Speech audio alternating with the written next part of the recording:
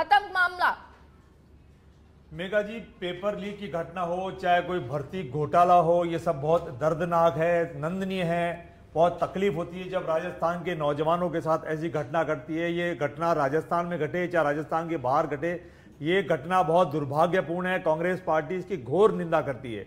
जहां तक कांग्रेस पार्टी की सरकार है या भारतीय जनता पार्टी की सरकार है, ऐसी घटनाएं नहीं करनी चाहिए। युवाओं के भविष्य के साथ खिलवाड़ नहीं करना चाहिए।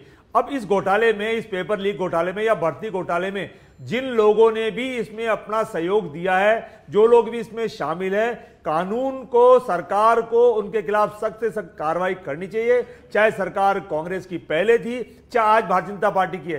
पूर्ववर्ती सरकार ने तो बहुत बड़ी बड़ी कार्रवाइयां की थी और भारतीय जनता पार्टी ने इनको मुद्दा बना करके जोर जोर से चीख मार मार के भाषण दिए थे कि हम सत्ता में आएंगे तो सीबीआई की जांच कराएंगे और हम सत्ता में आएंगे तो आरपीएससी को भंग करेंगे। मेरे साथी मनोज मीणा जी ने बताया कि आरपीएससी में एक बाबू और चपरासी तक अभी तक तबादला नहीं हुआ है। लगभग 3 महीने हो गए इनकी सत्ता में आए हुए। तो भारतीय जनता पार्टी युवाओं के साथ खेलने का काम कर रही है। अब इनकी डबल इंजन की सरकार आ गई है। अब ये चाहे सीबीआई की मांग करे, इंतजार कर रहे थे, आप इंतजार कर रहे थे, आपकी सरकार इंतजार कर रही थी कि हम जाएंगे, बीजेपी आएगी तब कुछ काम होगा, तब तक कुछ काम नहीं करना है। मेघा जी, हमने पेपर लीक होते रहने हैं।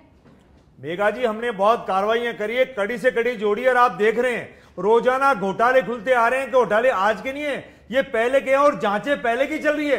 रोजाना परतें खुल रही है और अपराधी पकड़ में आना चाहिए। ईओ परीक्षा कब हुई, ये आरएस परीक्षा कब हुई है, इसके अलावा वन रक्षक परीक्षा कब हुई है, रीट परीक्षा कब हुई है? कैसे कह रहे हैं आप पहले की परीक्षाएं हैं? मैं ये नहीं कह रही हूं उससे पहले वो परीक्षा लीक नहीं हुई होगी या कोई घपला नहीं हुआ होगा, लेकिन इन परीक्षाओं का तो बताइए। इन परीक्षाओं पर कैसे कह रहे हैं आप पहले की हैं?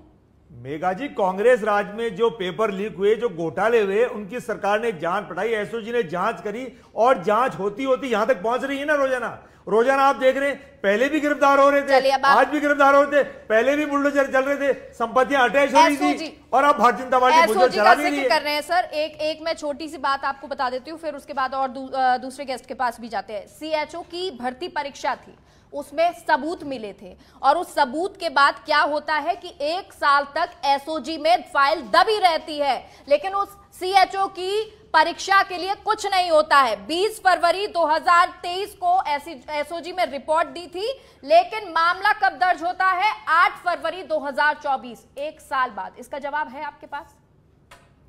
ऐसा है तो सरकार जांच कर रही है। अब नई सरकार आ गई है, भारतीय जनता पार्टी की सरकार, और हम तो भारतीय जनता पार्टी को भी कहना चाहते हैं कि दूध का दूध, पानी का पानी होना चाहिए, कड़ी से कड़ी जुड़नी चाहिए और युवाओं के साथ जिसने भी उनके भविष्य के साथ खिलवाड़ किया है उसको कानून के हवाले करके कड़ी से कड़ी सजा देनी चाहिए। ठीक है।